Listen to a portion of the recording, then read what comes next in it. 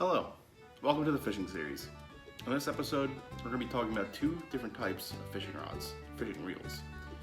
And we're going to go over each individual part of the fishing rod. Let's go check it out. So to start off here, I have two different rods with me that we're going to be talking about, two different types of reels.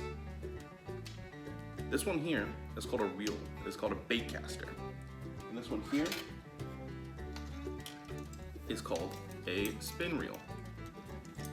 The main difference between these two essentially comes down to preference and what you prefer.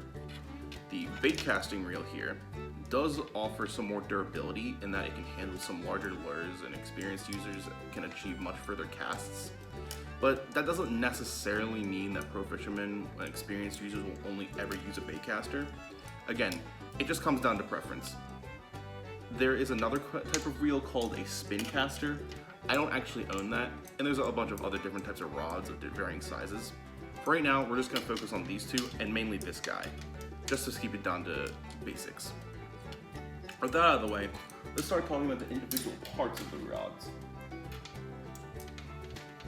I'll be using this spin caster, or the spinning reel, as an example, since it's the most beginner friendly of the two, and it's most likely the one that you have at home. So I'll go all the way from the bottom all the way to the top, just naming each individual part, and then we'll go back and start detailing each individual part. So starting all the way at the bottom, we have the handle, and then the reel and the reel seat, and then we have the blank, which is the pole, and then the guides, which is every single one of these little loops, and right here, if you can see that, we also have a hook loop, which is exactly what I have my hook attached to. I'm not going to take it off though. And all the way at the very, very, very top, if I can get into the frame, this is called the tip top. The very last loop at the end of the pole rod is called the tip top. Now that we know all the names of the parts, let's go back down and talk about each part, starting with the handle. So the handle is the part where you hold with either your left or your right hand, while you put your other hand on the reel itself. It's made as long as it is to give you some leverage while you're reeling in fish. It's a pretty simple part, but it's still just as important as any other part. Next we have the reel and the reel seat. The reel seat is pretty simple. It's basically just the part where the reel is attached to the rod itself, whereas the reel, which is a more intricate part of the rod, is where the line is attached and is spun while reeling in the catch. Now this reel is called a spin reel, like I said earlier, which essentially means that when you cast out and reel in, the entire mechanism will actually spin it to either counterclockwise or clockwise, depending on where the line is going. Next is the hook keeper.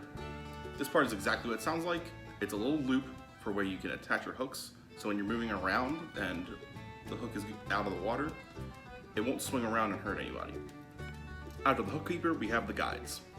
Now, the guides are essentially, they go all the way up the rod, and they are where the line goes from the reel itself, through it, and they guide the line throughout the tip top. And these little pieces here, you can see there's a little thickness on each individual guide.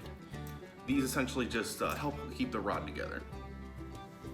Next we have the blank, which is the pole itself. It's the main rod piece. The word blank essentially just is another word for the word pole. The rod is typically made out of some sort of fiberglass or other flexible and durable material. Whatever material it's made out of, it doesn't matter. The most important aspect of the material needs to be, however, that it can bend and flex pretty drastically without snapping. Of course, there is still certainly the possibility of the rod snapping, but that's where knowledge of what you're fishing for comes in. If you're really fishing for something like skate or rays, you're not going to be using something like this. It'll snap, trust me, or you're going to lose your hook. One of the two, guaranteed. Lastly, we have the tip top, which is all the way at the top here. It's kind of hard to get into frame. It's a very long rod. The tip top is the last guide that the line will come through before the line enters the water. It's a very important piece of the blank because it is the part that will be bending and flexing the most, and is the most likely out of all the parts of the rod to break. Beginners really need to be careful when carrying around rods so as to not whack the tip top on anything and snap it off. you can actually see on my rod particularly, their paint has come off because of some accidents, occasional accidents. Luckily, the rod itself hasn't broken or anything, but that's definitely the part you can whack things into the most. And with that, we have covered all the pieces of the fishing rod. Tune in next time, where we're going to be talking about the many different types of fishing and going more in depth about the different types of fishing rods there are, specifically made for different types of fishing. See you.